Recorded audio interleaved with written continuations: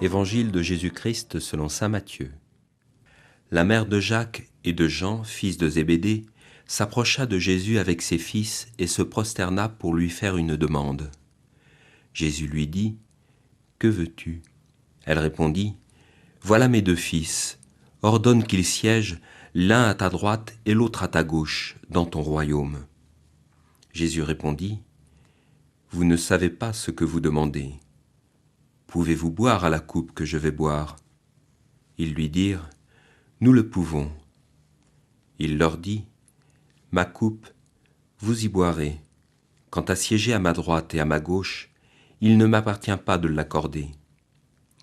Il y a ceux pour qui ces places sont préparées par mon Père. » Les 10 autres avaient entendu et s'indignèrent contre les 2 frères. Jésus les appela et leur dit : « Vous le savez, les chefs des nations païennes commandent en maître, et les grands font sentir leur pouvoir. Parmi vous, il ne doit pas en être ainsi. Celui qui veut devenir grand sera votre serviteur, et celui qui veut être le premier sera votre esclave. Ainsi, le Fils de l'homme n'est pas venu pour être servi, mais pour servir et donner sa vie en rançon pour la multitude. » Imaginez un entretien d'embauche. Un jeune homme a répondu à une annonce pour un poste de disciple, mais plutôt dans le haut de la hiérarchie.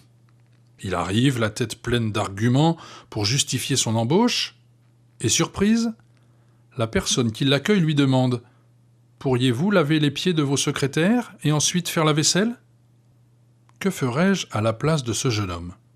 Je souris ? Je m'enfuis ? Ou je fais ce que l'on me demande ? Jacques et Jean ont suivi Jésus depuis plusieurs mois, et ils ont bien vu que ce prophète avait des paroles admirables et en même temps très inhabituelles, sur le pardon, le service ou la tendresse de Dieu pour les pécheurs. Ils sont enthousiastes et prêts à tout. « Pouvez-vous boire à la coupe que je vais boire ?» Ils répondent à Jésus : « Nous le pouvons. » Et en même temps, ils espèrent bien avec leur raisonnement humain qu'avec les sacrifices qu'ils font, ils gagneront une bonne place. Celui qui veut devenir grand sera votre serviteur, et celui qui veut être le premier sera votre esclave. Un expert en marketing dirait : ce n'est pas très vendeur comme slogan. Et pourtant, nous savons bien que les belles paroles ne font pas tout. Depuis 26 ans qu'existe le classement de la personnalité préférée des Français. Les personnes les plus citées sont le commandant Cousteau et l'abbé Pierre. Aucun homme d'État. Et ce choix ne s'est pas fait sur la place pendant la photo sur le perron de l'Élysée ou sur le classement au top 50, mais plutôt sur la générosité, la simplicité et la proximité.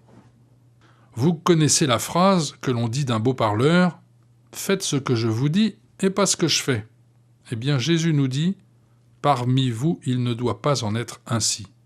Celui qui veut devenir grand sera votre serviteur, et celui qui veut être le premier sera votre esclave. Alors aujourd'hui, chef d'entreprise ou employé, ingénieur ou ouvrier, parent ou enfant, posons-nous la question : comment puis-je servir mon prochain à la manière de Dieu ? Dans certains camps de jeunes, il est proposé d'être l'ange gardien de quelqu'un, tiré au sort, et d'être pour cette personne, sans qu'elle le sache, celui qui lui rendra service et sera un sourire dans sa journée. Les plus jeunes chez les scouts connaissent la BA, la bonne action. Eh bien, c'est vrai à tout âge et en toute occasion. Alors, ouvrons l'œil, soyons imaginatifs pour être des clins Dieu. Allez, en route et bonne journée à chacun. L'évangile du jour était commenté par Philippe Arrivé, diacre permanent pour le diocèse de Nantes, au service de la paroisse de Saint-François-des-Coteaux.